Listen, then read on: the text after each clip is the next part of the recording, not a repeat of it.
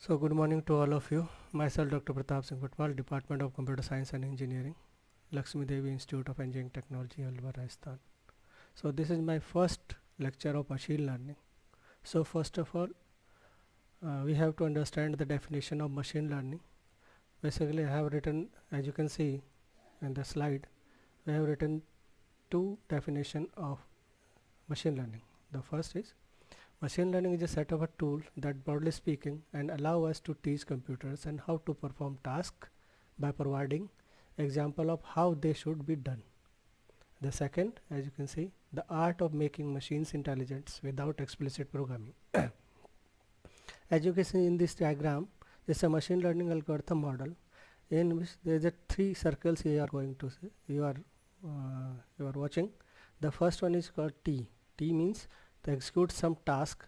A task may be in the form of regression or classification, and the second one is P, performance. That means improve their performance. P, it's a model performance, and E is a with experience E data. And these are the application areas of machine learning.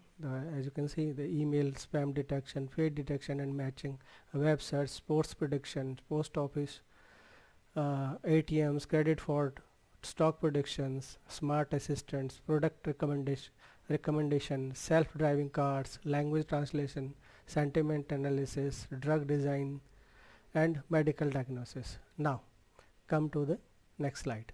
Machine learning is a diverse and exciting field, and there are the multiple ways of defining it. The first one is in the artificial intelligence view. In artificial intelligence view, learning is central to human knowledge and intelligence, and likewise it is also essential for building intelligent machines. In the software engineering view, the machine learning allow us to program computers by example, which can be easier than writing code the traditional ways. The third is state view. Machine learning is the marriage of a computer science and stats.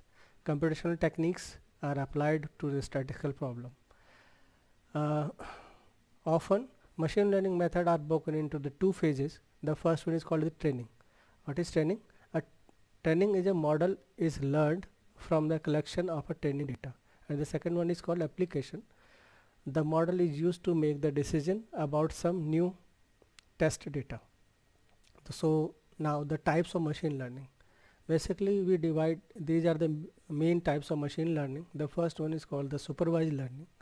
In a supervised learning, in which the training data is labeled with the correct answers, for example spams or ham. The two most common type of a supervised learning are classification, where the output are discrete labels as in the spam filtering, and regression, where the output are the real valued. The second one is unsupervised learning, in which we are giving a collection of unlabeled data which we wish to analyze and discover pattern within. The two most important examples are dimension reduction and clustering. The third one is reinforcement learning, in which an agent, that may be in the form of robot or a controller, seeks to learn the optimal actions to take based on the outcome of the past action. Now come to the next slide. Types of machine learning there are many other type of machine learning also. The first one is semi-supervised learning, in which only a subset of the training data is labeled. And the next, time series forecasting, such as the financial market, anomaly detection, such as used for the fault detection in the factories in surveillance, and active learning, in which the obtaining data is expensive, and so an algorithm must determine which training data is acquired, and many others. Now we have to understand these two things also, the training set and test set. The training set, as you can see, the training set is examples given to the model to analyze and learn. And the second is 70% of the total data is typically taken as the training data set. And the third one, as you can see, this is the labeled data used to train the model. And now we come to the test data. The test set is used to test the accuracy of the hypothesis generated by the model. Hypothesis is the strong willingness, strong assumptions Remaining 30% is taken by the testing data sets. Next point is we test without label data and then verify results with the labels. Now, thank you for the attending this session. Thank you very much.